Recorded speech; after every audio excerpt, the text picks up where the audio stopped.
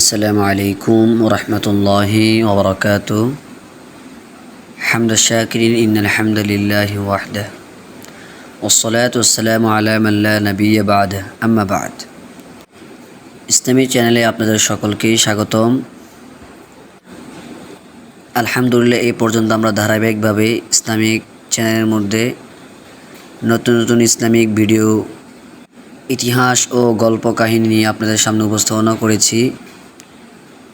আশা করি সবার নিকটেই ভালো লেগেছে। ইনশাল্লাহ আমরা দলিল ভিত্তিক আলোচনা করার চেষ্টা করব, যেখানে দলিল রেফারেন্স থাকবে কোরআন ও হাদিস থেকে সহিহ সনদ সূত্রে, যাতে করে আমাদের ঈমান আমল এবং আমাদের জানার জ্ঞানটা হয় সঠিক। তো ইতিপূর্বে আমরা কিয়ামত দিবস সম্পর্কে আলোচনা করেছিলাম। আজকের আমাদের আলোচ্য বিষয় হচ্ছে কিয়ামতের আলামত সম্পর্কে। আমরা কোরআন হাদিস ভিত্তিক কিয়ামতের আলামত সম্পর্কে আলোচনা করব ইনশাআল্লাহ এক এক করে। যেমন আলামতুল কুবরা, অর্থাৎ কিয়ামতের আগ মুহূর্তে যে সমস্ত বড় বড় আলামতগুলো দেখা দিবে, তার মধ্যে অন্যতম একটি হলো অধিক ভূমিকম্প হওয়া। এটা কিয়ামতের একটি বড় আলামত। হাদিস শরীফের মধ্যে আসছে, عن أبي هريرة رضي الله تعالى عنه قال قال النبي صلى الله عليه وسلم لا تقوم الساعة حتى يقبض العلم وتكسر الزلازل ويتقارب الزمان وتظهر الفتن ويكثر الهرج وهو القتل حتى يكثر فيكم المال فيفيض.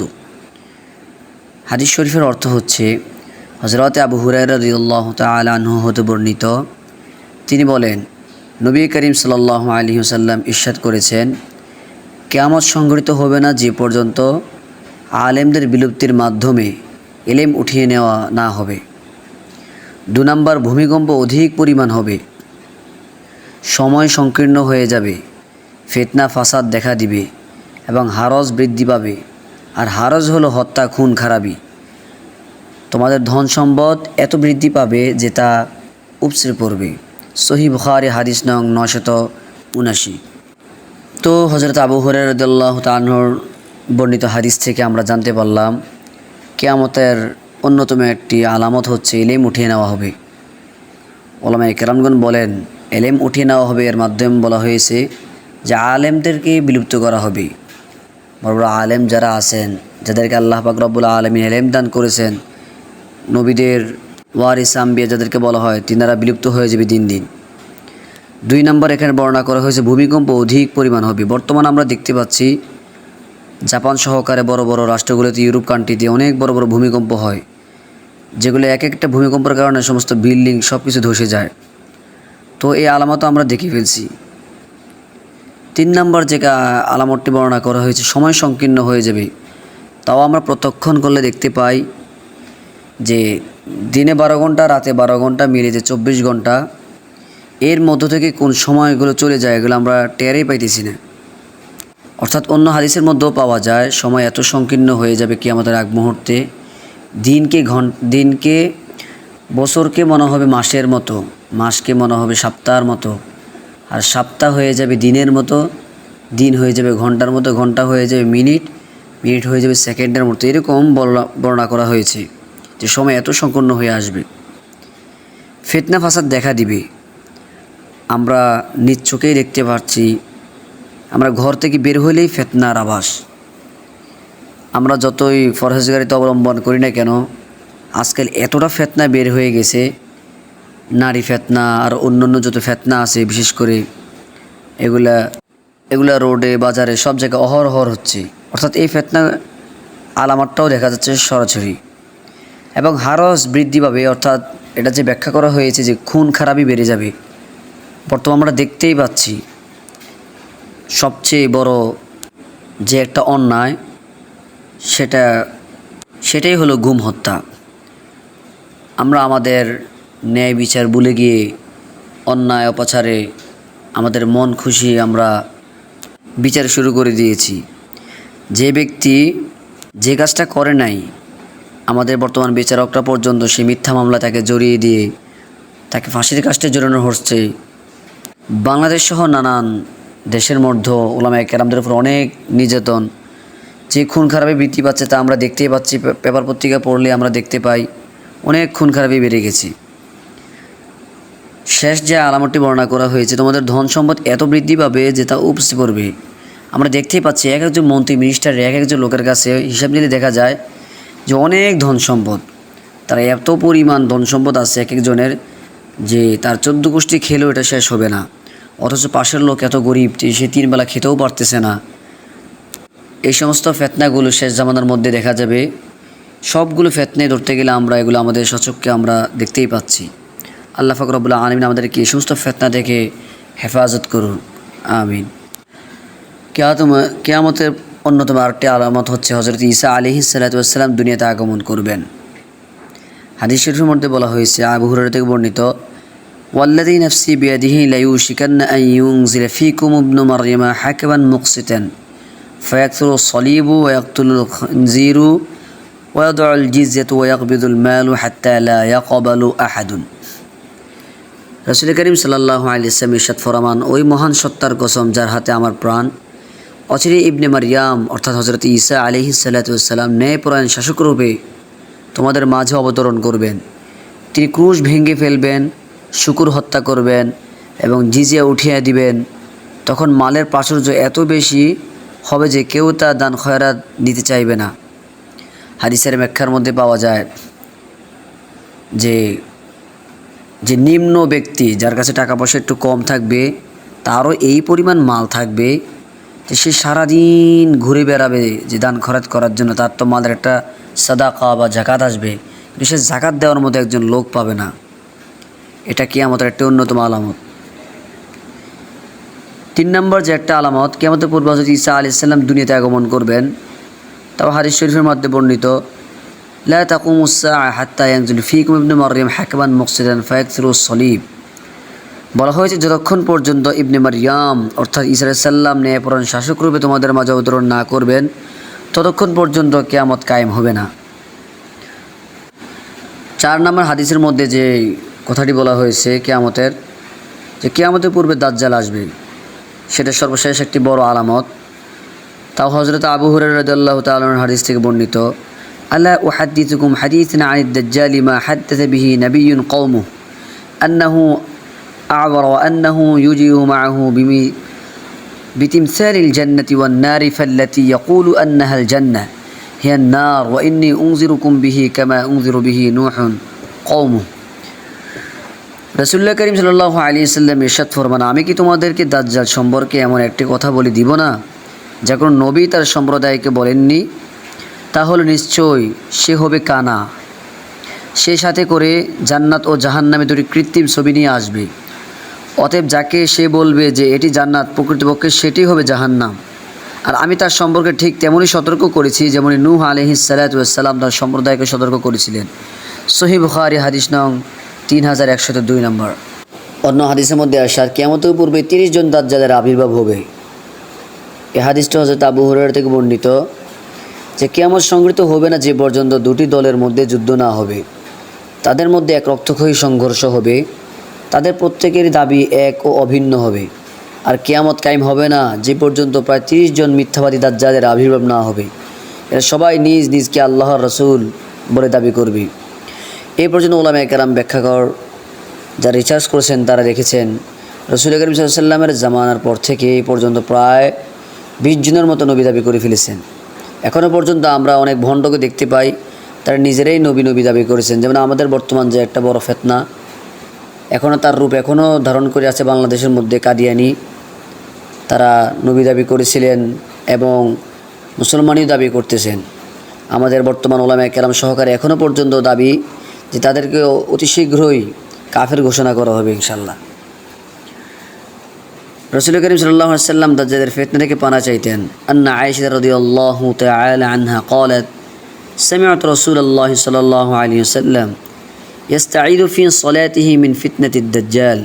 আম্মা জান আয়েশা রাদিয়াল্লাহু তাআলা আনহা হতে বর্ণিত, তিনি বলেন, আমি রাসূল করিম সাল্লাল্লাহু আলাইহি ওয়াসাল্লামকে নামাজের মধ্যে দাজ্জালের ফিতনা থেকে পানা চাইতে শুনেছি। সহিহ বুখারী হাদিস নং 6644। হাদিসের সহিহ মুসলিমে উল্লেখ আছে, সূরা কাহাফের প্রথম 10 আয়াত মুখস্থ করে নিয়মিত তেলাওয়াত করলে দাজ্জালের ফিতনা থেকে মুক্তি পাওয়া যায়। মুসলিম।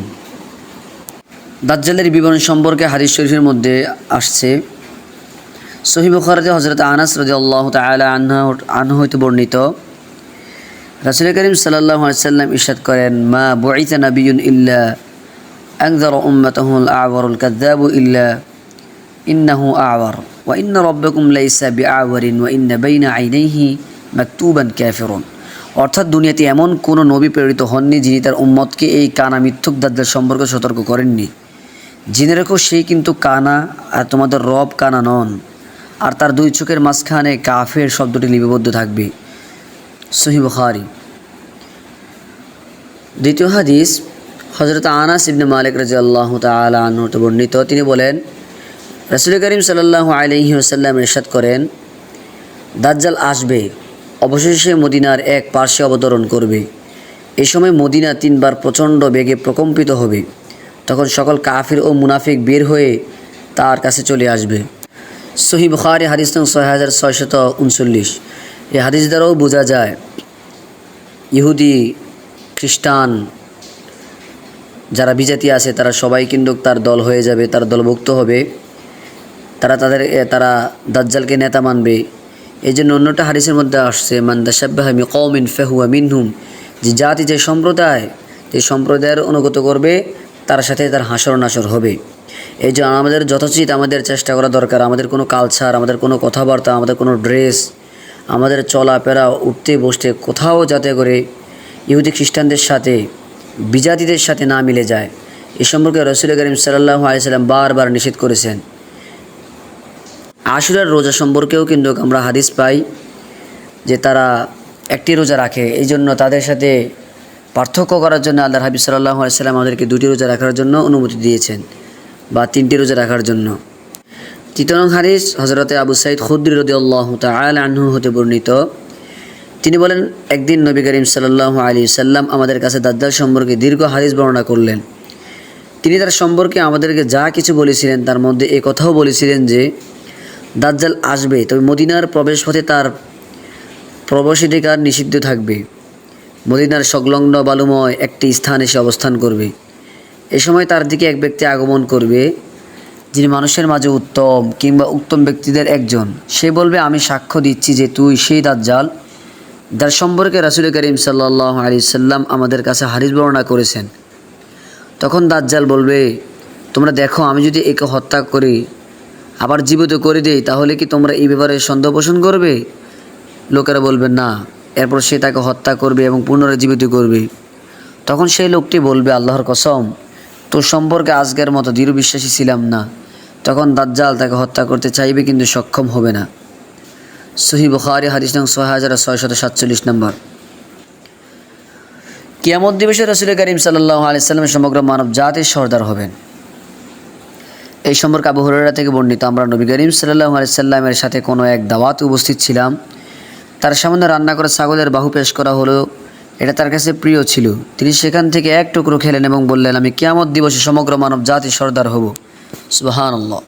কিয়ামতের অন্যতম একটি আলামত হচ্ছে ইয়াজুজ মাজুজের আগমন হবে। আবু হুরায়রা থেকে বর্ণিত, ক্বালা ফাতাহাল্লাহু মিন দারমি ইয়াজুজ ওয়া মাজুজ মিসলা হাযা ওয়া আকাবা বিয়াদিহি 90। অর্থাৎ নবী করিম সাল্লাল্লাহু আলাইহি ওয়াসাল্লাম ইরশাদ করেছেন, ইয়াজুজ মাজুজের প্রাচীরে আল্লাহ তাআলা এই পরিমাণ সিদ্ধ করে দিয়েছেন। এই বলে তিনি তার হাতে 90 সংখ্যার আকৃতি ধারণ করে দেখালেন। অর্থাৎ তিনি নিজ শাহাদাত আঙ্গুলের মাথা বৃদ্ধাঙ্গুলির গোড়ায় লাগিয়ে সিদ্ধের পরিমাণ দেখালেন। কিয়ামতের পূর্বে লাত ও উজ্জার পূজা শুরু হয়ে যাবে। আম্মা জানা আয়েশা থেকে বর্ণিত যে আমি রাসূল করিম সাল্লাল্লাহু আলাইহি ওয়াসাল্লামকে বলতে শুনেছি যে রাত্র এবং দিন শেষ হবে না যতক্ষণ না লাত ও উজ্জার পূজা পুনরায় শুরু করা হবে। সহিহ মুসলিম কিতাবুল ফিতান হাদিস নং 7035। এইভাবে হাদিসের মধ্যে আরও অনেক আলামত সম্পর্কে বর্ণনা করা হয়েছে, আমরা এগুলার ইঙ্গিত দিয়ে চলে যাচ্ছি। কিয়ামতের পূর্বে অনারবদের সাথে যুদ্ধ হবে। কিয়ামতের পূর্বে একটি বিশাল বড় যুদ্ধ হবে। আবু হুরায়রা থেকে বর্ণিত যে আমি রাসূল করিম সাল্লাল্লাহু আলাইহি ওয়াসাল্লামের সাহচর্যে 3টি বছর কাটিয়েছি। আমার জীবনে হাদিস মুখস্থ করার আগ্রহ ও 3 বছরের চেয়ে অধিক আর কখনো ছিল না।